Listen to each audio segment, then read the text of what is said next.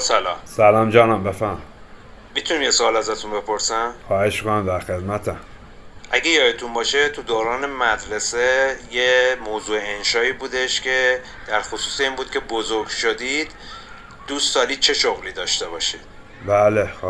خب میتونم الان از شما بپرسم شغل شما چیه؟ من یه نصیحتی معلمم بهم کرد، گفت بزرگ شدی شغلت یه جوری باشه جامعه، حالا نه همین محله و بچه محله ها راضی باشن کافیه. یعنی ما الان اگر بریم از همسایه ها و اطرافیان شما در اون محل بپرسیم همه از شما راضی هستن؟ بله، اینا خونه ما یه کوچه بالاتر، برید بپرسید.